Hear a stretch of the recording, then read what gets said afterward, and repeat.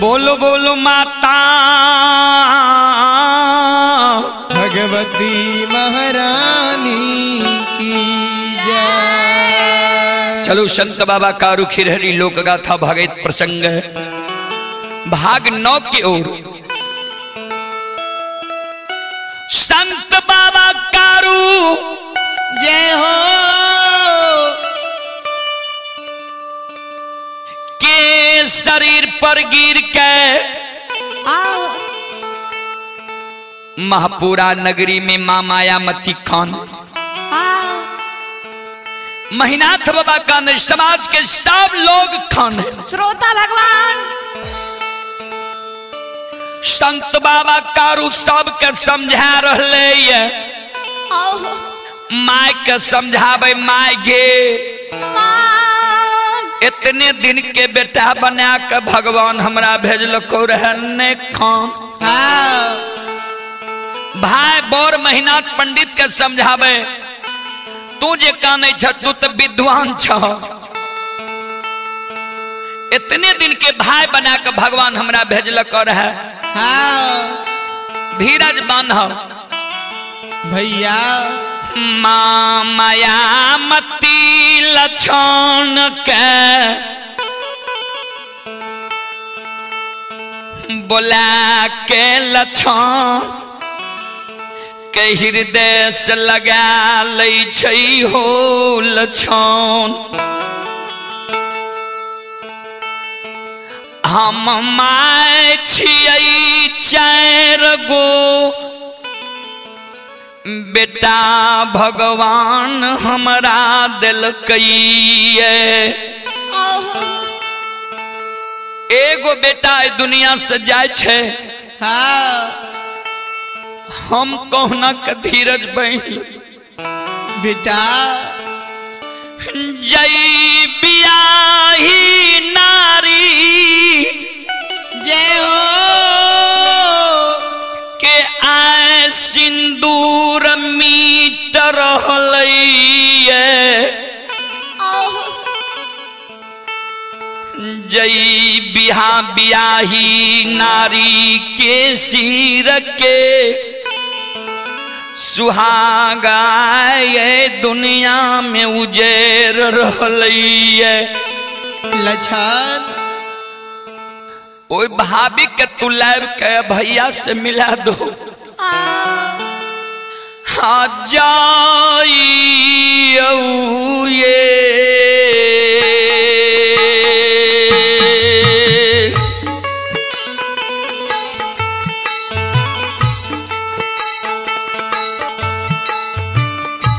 लछन जाई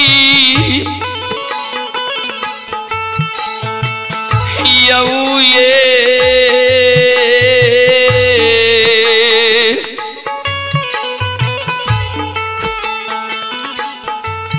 आये जाइयो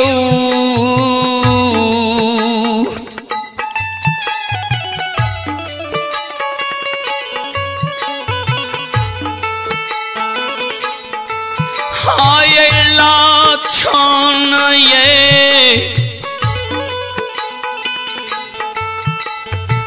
दुलारुआ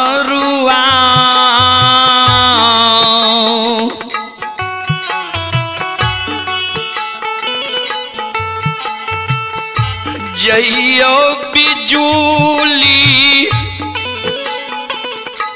या ये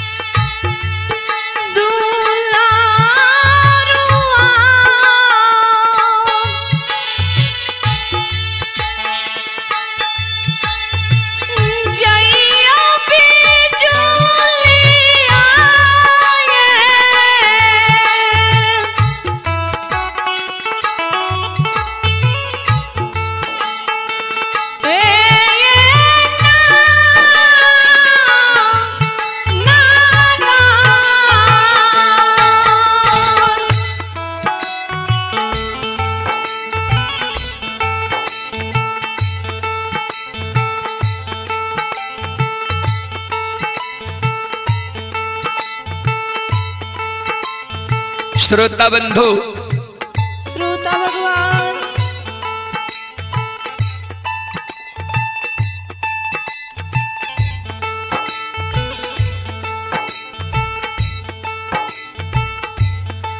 माय के शब्द सुन कर लक्षण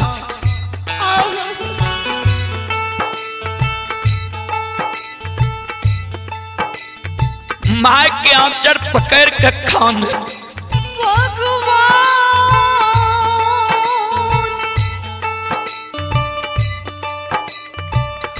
कोना मांगे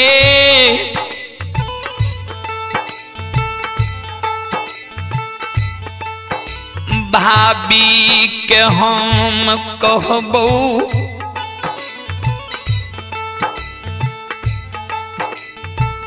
जे भैया ये दुनिया से जा रही है। माँ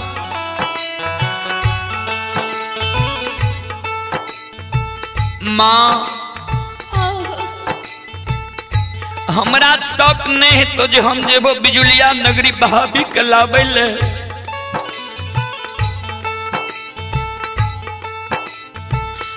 माय लक्षण के खैरे दुश्मन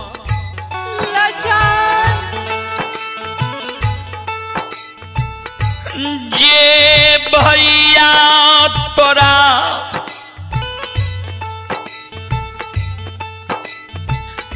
बेटा के तरह गोद में बैसा के माखन मिश्री खुआ मलाई खिलल खु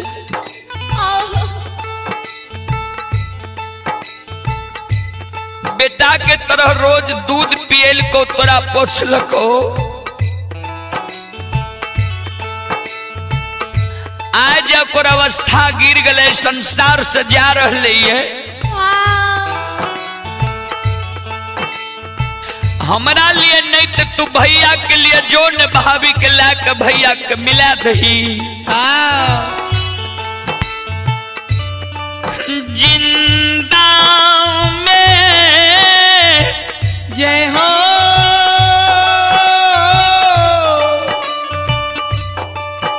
भैया के सूरत भाभी के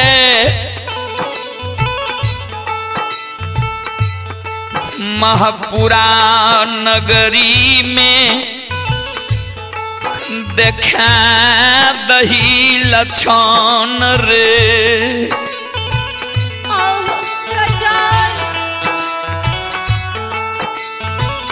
तब लक्षण के याद आवे जे भैया कहल के रहे हम जब मर जेब तो मरलो मुँह हमरा कृष्णावती के देखा दियो। बाबूजी श्रोता भगवान लक्षण काने छे माय के चरण में प्रणाम करे। माय जाय छियो भाभी के लाबैले कान ले हे भगवान हे परमात्मा आहो कान ले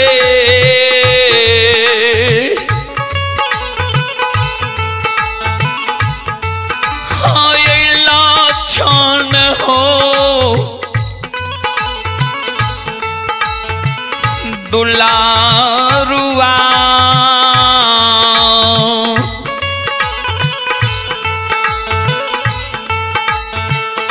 चललई बिजुलिया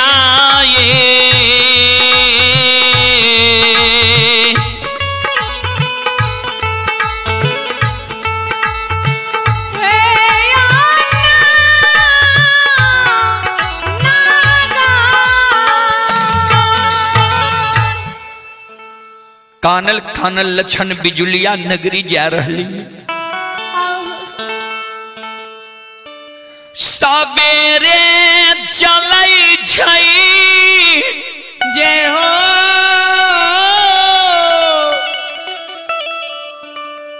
संधिया समय में लक्षण बिजुलिया नगरी संत बाबा कारू के ससुराल पहुँचई छई।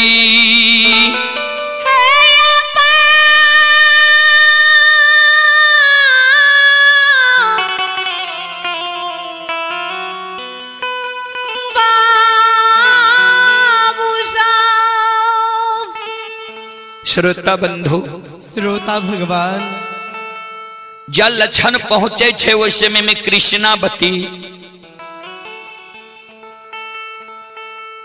द्वार साफ करे रहे। कृष्णावती की नजर लक्षण पर पड़ गई। जी लागे छे हमर लक्षण रहे। लक्षण पर जब नजर कृष्णावती के पड़ले, कृष्णावती द्वार से आंगन आवे छे। दौड़ के दू चार आंगन जाए छे, सखी सहेली के बुला ले छे। सहेली चलहन आए हमर लक्षण देवर ले महपुरा से। पानी दहन बिछावन दहन लक्षण के। किछ देर तू सब बैस के लक्षण से बात कर। ता हम लक्षण के लिए भोजन बना के तैयार करे छी। सब सखी सहेली मिल के लक्षण के बातचीत करबे, चौल मजाक करबे, लक्षण के भोजन करेबे। तू सब लक्षण से महापुरा के खबर पूछा न। सखी सहेली आवे छे, बिछावन दे छे, एक लोटा जल दे छे लक्षण के। लक्षण हाथ पैर पखारा। आखार चौकी पर लक्षण बैसाल छई। कुछो नहीं बोलई छई। भगवान सखी सहेली लक्षण से चौल मजाक करे लगले। लक्षण हो लक्षण 4 साल शादी के भेला। महापुरा नगरी से कोई लौट के नहीं एल। बिजुलिया नगरी कम से कम जेकरा तू परिवार के सदस्य बना लेला, ओकरा लिए कम से कम प्रत्येक साल तिला संक्रांति में तिल चावल जरूर पठाबैया या कोई लेके आबैया। लक्षण किया न 4 साल से क्यों एल? आज तू एल खाली हाथ, किछो संदेशो नहीं लेके एल। कोनो आय उपाय नहीं छा। लक्षण सखी सहेली की जाने गले जे आए संत कारू के मरे के समाद लक्षण लेके अइले। भगवान संत शिरोमणि श्रोता बाबू सखी सहेली जी लक्षण के ई सब बात कहे, लक्षण के आंसू गिरे लगे। एगो सहेली दौड़ के आंगन जाए कृष्णावती के कहे, सखी लक्षण कुछो नहीं बोले छ, काने छ। दौड़ के कृष्णावती आंगन से द्वार पर आवे, आंचर से आंसू लक्षण के पूछे, हे ओ बाबू की भेला? किया काने छो? किया काने छ? कृष्णावती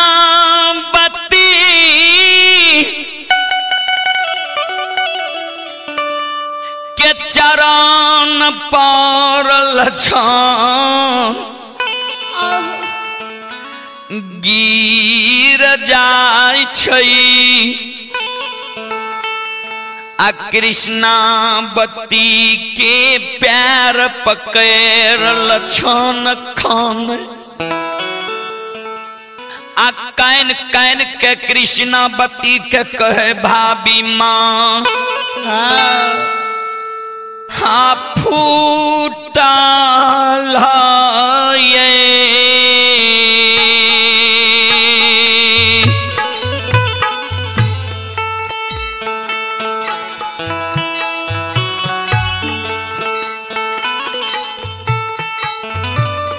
करामा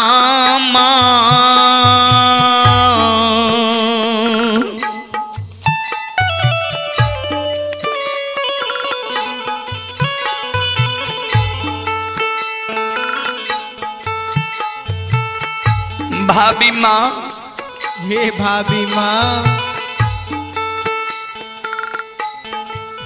कर्म फूट गल सिर के सिंदूर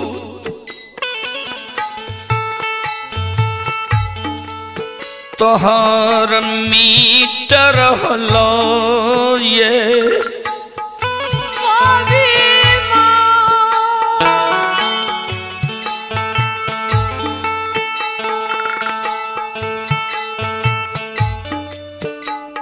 भैया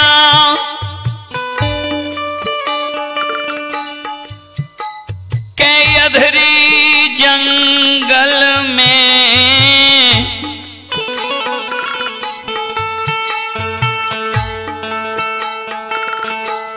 लुल्ही बाघिन नोछर लगा दिलख भाभी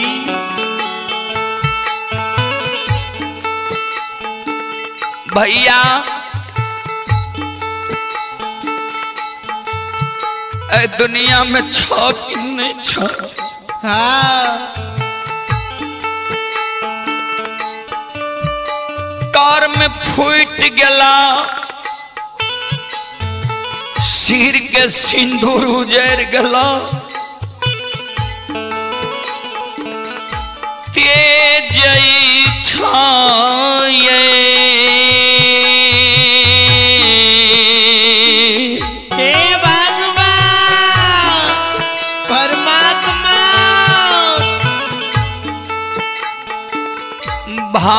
भैया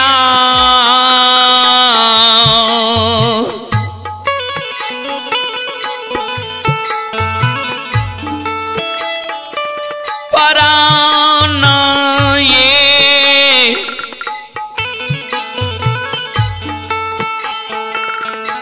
भाभी माँ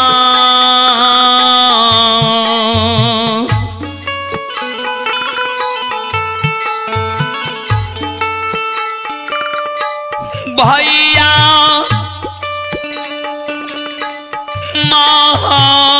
महापूरा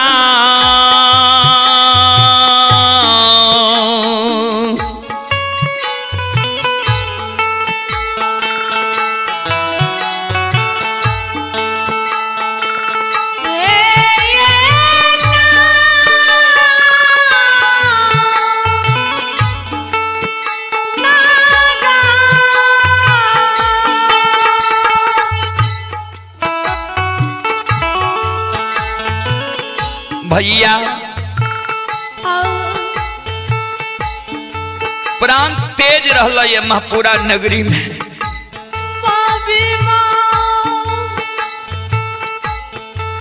जा महापुरा जेबे भैया जिंदा रहते कि मर जेते कोनो ठिकान नहीं है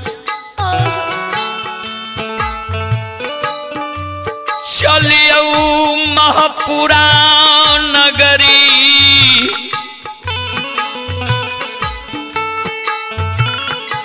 मरई के बेर में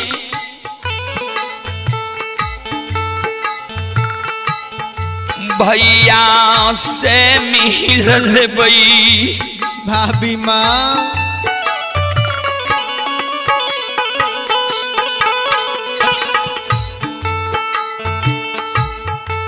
लछन की आवाज सुन के कृष्णावती धरती पर मूर्छा के गिर जाए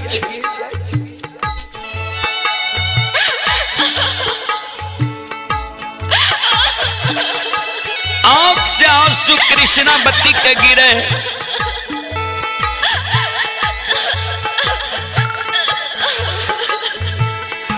जार बेजार कृष्णावती कहन रही है हाँ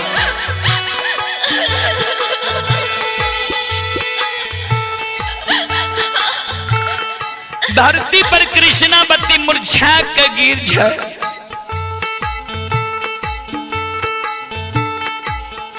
गहील के गहवर के उसार पर जाकर मुरझा के गिर जाए। गे बेईमानिया बेईमानिया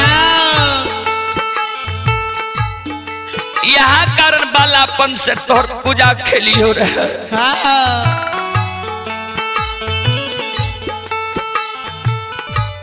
तब ने कायल सांझ में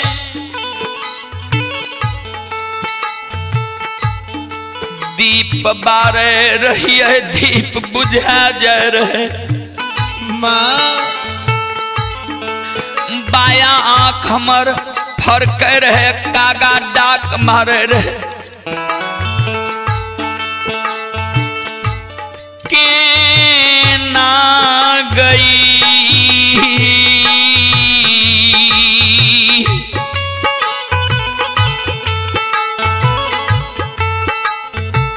हाँ मैं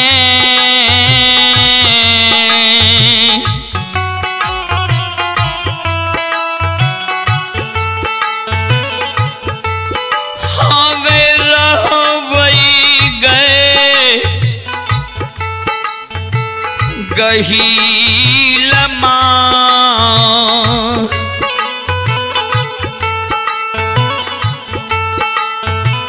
स्वामी बिना दुनिया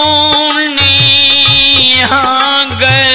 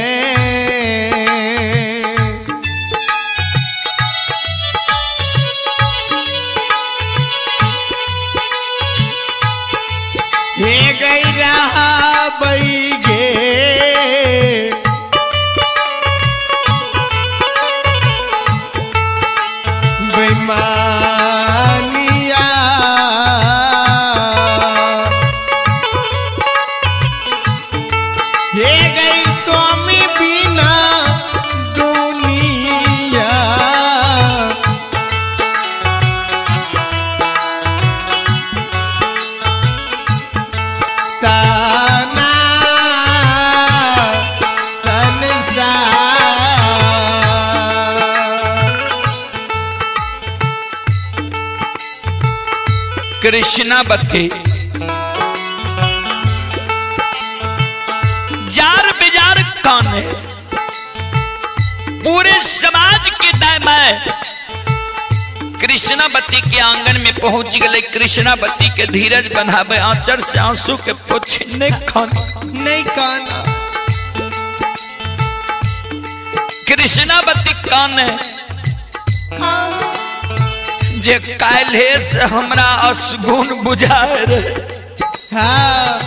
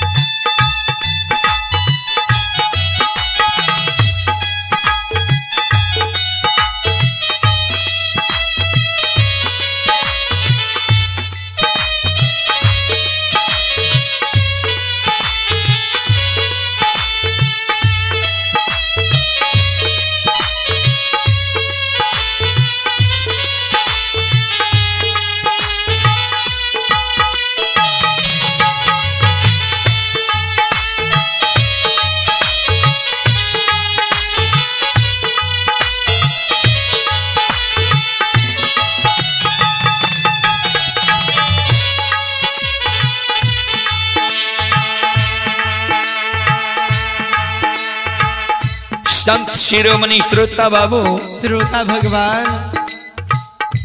हे माँ बहन बाबू भैया सब, हाँ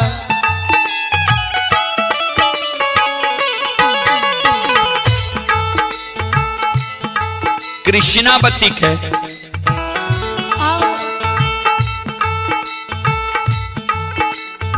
साथ लगे ने लक्षण संत बाबा कारू के शाला और ससुर महापुरा नगरी आवे छे। धारा मई के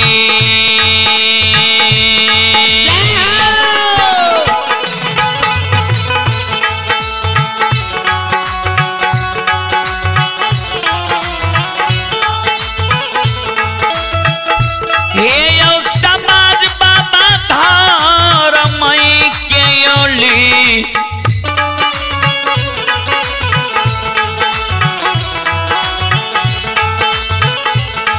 आयो लीला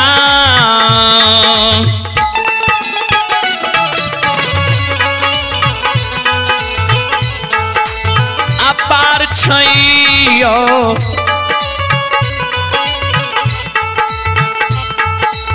समाज बबान छालै दुनिया ये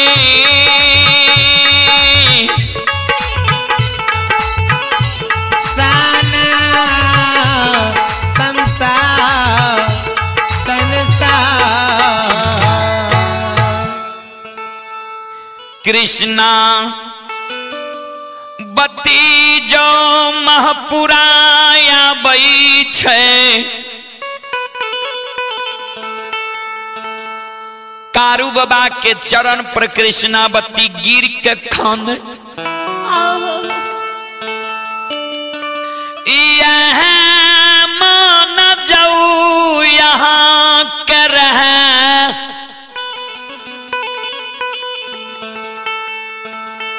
जे भरलियो बनियो बा जवानी उम्र में विधवा बना के दुनिया से चल जेबे। स्वामीनाथ कथिल सिर में सिंदूर दे अभागिन से हमरा सुहागिन बनलिए, आधा अंग के अर्धांगिनी नारी बनलिए। कृष्णावती के संत बाबा कारू समझावे ने खाना। हाँ हे पतिवार्ता अर्धांगिनी ने कान धीरज बांधा। इतना दी जय हो दीन के पुरुष बना भगवान तोहर हमरा भेजल कई।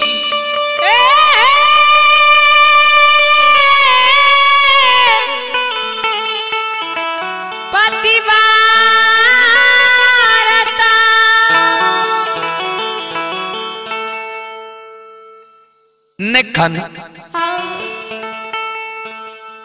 कृष्णावती जार बेजार बाबूजी कौने आंख से आंसू कृष्णावती के गिरे, हजार बेजार कृष्णावती कारू बाबा के चरण पकड़ के कान।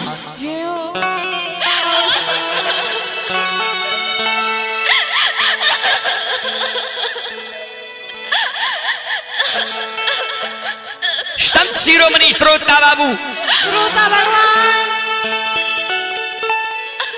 कृष्णावती के काना बसे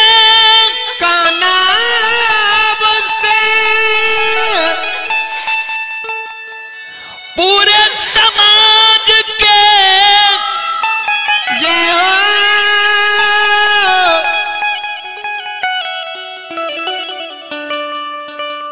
माँ बहन के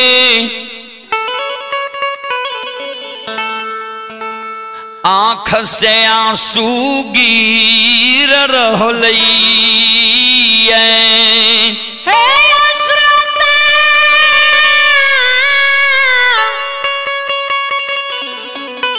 भाग्यवान कृष्णावती के कानब से पूरी समाज की मां बहन बाबू भैया के आंख से आंसू गिरे। समाज की मां बहन बाबू भैया संत बाबा कारू से कहे, संत बाबा यहां तक दुनिया सजा रही है, हाँ कृष्णावती के कोना गुजर जेते। संत बाबा नहीं एगो बेटी छई जे हो बेटियों जब भगवान एगो कृष्णावती के रहती है वो देख के धीरज बन के रह जाती है संसार। नहीं बेटी नहीं बेटा, बिना बाल बच्चा के कोना कृष्णावती महापुरा नगरी में रहते। हाँ अगर पर घर जाकर शादी विवाह क्या लेता तो तोरा नाम में कलंक लाग तो लोग कहते जे संत कारू के पत्नी रहे। संत बाबा कारू कर जोड़ लेल के हे महापुरा की मां बहन बाबू भैया कृष्णावती के यहाँ सब कलंक नहीं न देवे। हाँ समाज के मां बहन बाबू भैया कल के नहीं। संत बाबा कारू कहल के तो सुनो, कृष्णावती के स्नान कराबो, नवका वस्त्र पहिराबो, आंगन में कहो आखर गाय के गोबर के चौका देते, सिंदूर पिठार छीट देते, धूप दीप अगरबत्ती जला देते। गहिल के गहबर में लाठी छे, उ लाठी लाब के धोई के पखार के पीज। हाँ आज से कृष्णावती के गर्भ धारण भयते 9.5 महीना के बाद कृष्णावती के गर्भ से बेटा के जन्म हेते। वो बेटा के नाम आए हम राख के जाय छिया हरंगी खीर। बाल बाल संत बाबा कारू खिरारी की। हे सुनो सुनो सुन भैया सुन भाई,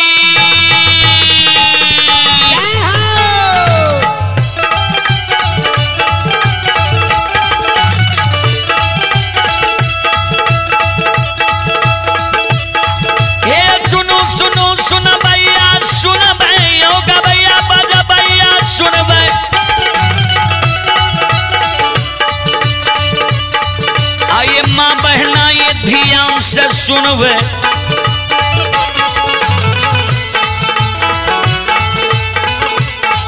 आए धर्म के बात ध्यान से सुनवे, बाबा कारू के लीला के सुनवे। बरबर लीला बाबा कारू रचल कई, दुनिया संसार में रचल कई।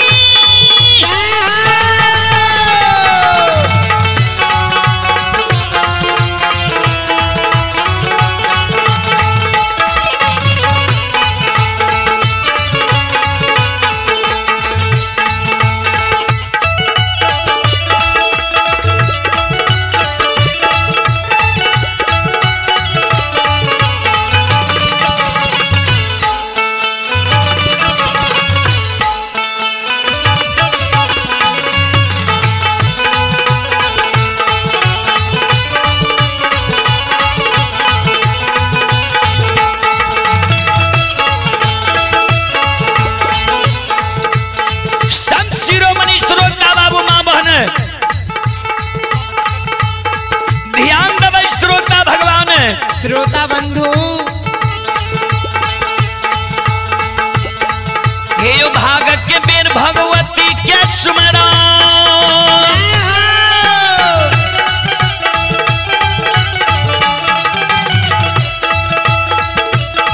हे भाग के बेर भगवती के सुमरो, सादा भवानी जगदम्बा के सुमरो।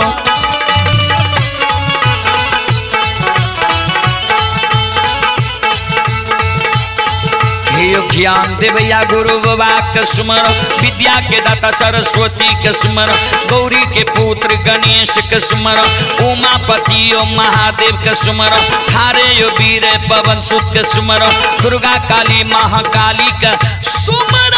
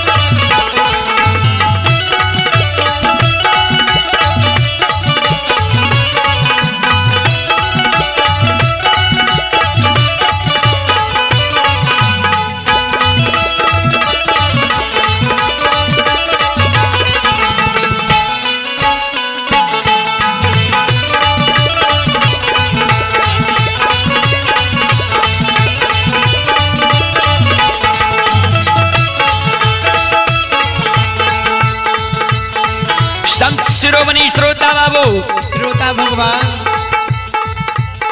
कृष्णावती के समाज के मां बहन बाबू भैया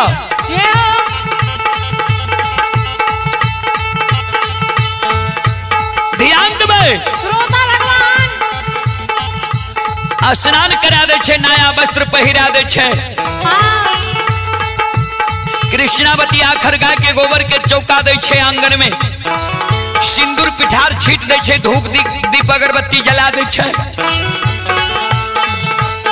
गहिल के गहवर में लाठी रहे, लाठी लाद के धोई ले छे, पखार ले छे लाठी के। संत बाबा कारू के चरणामृत के कृष्णावती पखार ले छे।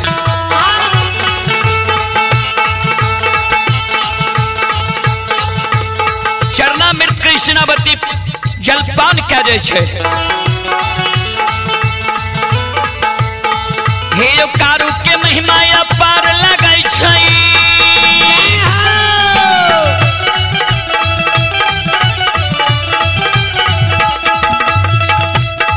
हे यो कारू के महिमा अपार लगाई छै, जे सब बाबा के नाम जपै छै।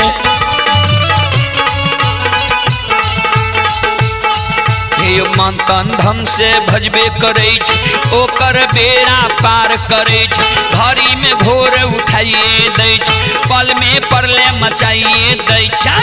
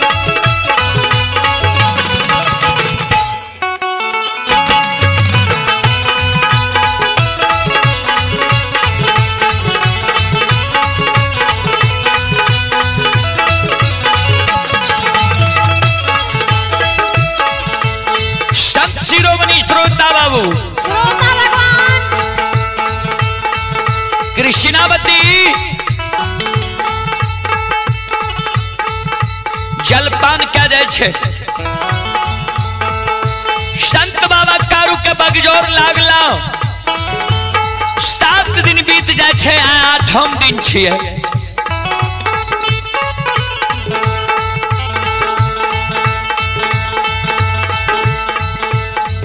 कृष्णावती के लक्षण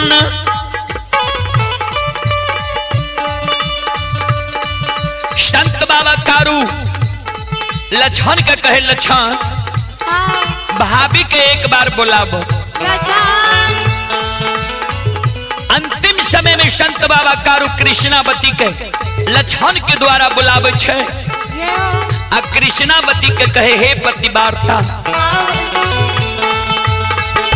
आए हमारा अंतिम समय छिया, दुनिया से हम जा रहे सत्य और धर्म पर रही हो। हे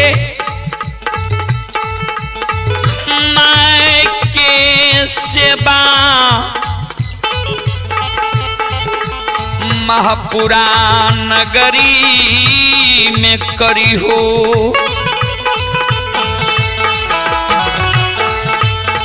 माँ के सेवा करी हो। लक्षण जे हमर सहोदर छोटका भाई छे, एकरा हम भाई ने बेटा के समान पोसलिए। तू लक्षण के बेटा के समान मानी हो। लक्षण के कहे लक्षण तू कृष्णावती के माय के समान मानी है। संत शिरोमणि श्रोता बाबू, हे माँ बहन बाबू भैया सब, मुनहा सार जे बड़ा शौक से संत बाबा कारू पोसने रहे। मुनहा सार संत बाबा कारू लंग अंतिम मिलन में एले। मुनहा सार के कहे संत बाबा कारू रे मुनहा बड़ा शौक से तोरा पोसलियो ये।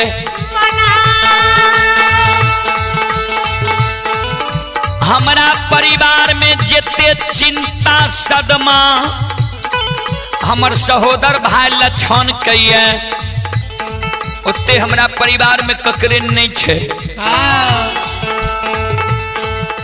तो हमरा जाए के बाद लक्षण के तू सहोदर भाई बन के रही है। आपत्ति विपत्ति जा लक्षण के जंगल झाड़ में पड़ जेते, वो जंगल झाड़ में लक्षण के तू सहोदर भाई बन के रही है। संत शिरोमणि श्रोता बाबू, हे माँ बहन बाबू भैया सबके संत बाबा कारू अंतिम मिलन में समझावे छे। लक्षण के जान पर सिर संत बाबा कारू के महपुरा नगरी में ये आज संत बाबा कारू के सूरत निहार निहार लक्षण अंतिम समय में कैन रही है। संत शिरोमणि श्रोता बाबू, श्रोता भगवान, हे माँ बहन बाबू भैया सब, चलो स्वर संगम स्टूडियो के प्रस्तुति अपने सब सुन रहो। ये सुन लो माँ भगवती लोकगाथा भागवत मंडली रुदल पंजियार एवं साथी के स्वर में लोक गाथा भागवत प्रसंग संत बाबा कारू खिरहरी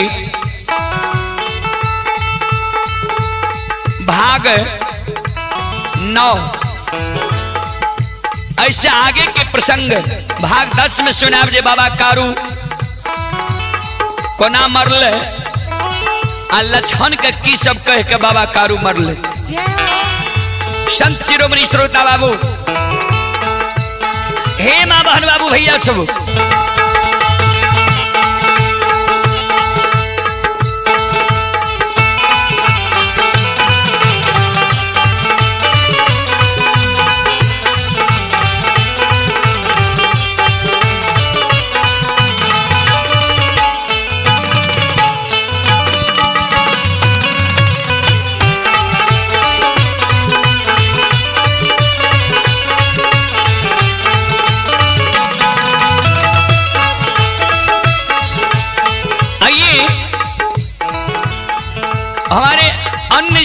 की हैं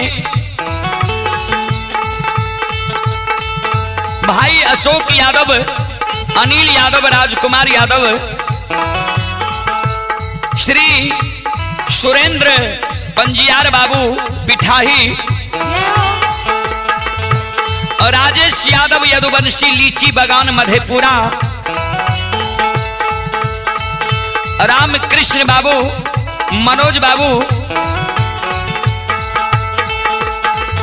इंद्रदेव बाबू, हमारे प्रिय दोस्त हैं रंजय कुमार यादव, चांद पीपर सुपौल और राजकुमार यादव बराही। तो मैं इस प्रसंग को यही विराम देता हूं। हमारे मंडली से जो त्रुटि गलती हुआ हो उसे आप लोग बच्चे समझकर क्षमा करने की कृपा करेंगे। इससे आगे भाग 10 मैं सुनाने का प्रयास करूंगा कि संत बाबा कारू कैसे मरे। हे माधर बाबू भैया सब, हे भक्ति के बस भगवान बसाई जाए।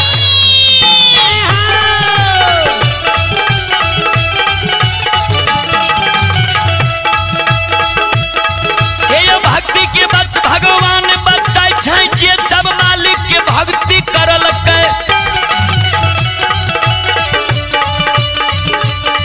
हे मन तन धन से भजबे करल के।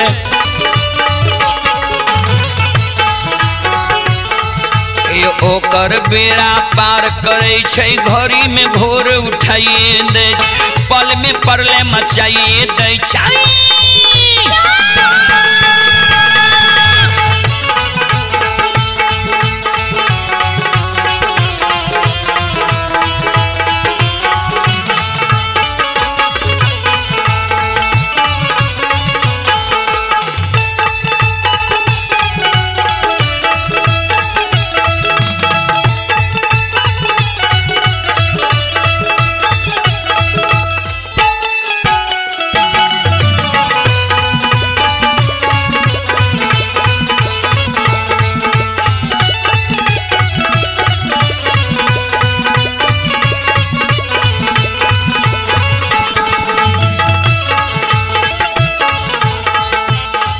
हे यो धर्म के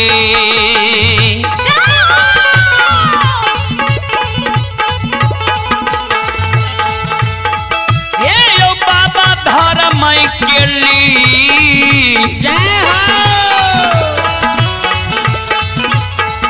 आय लीला।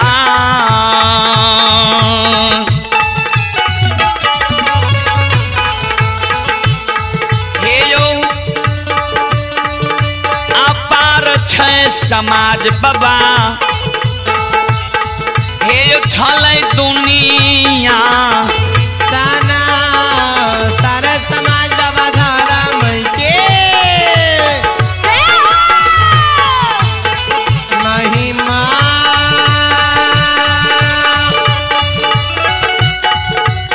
हे यो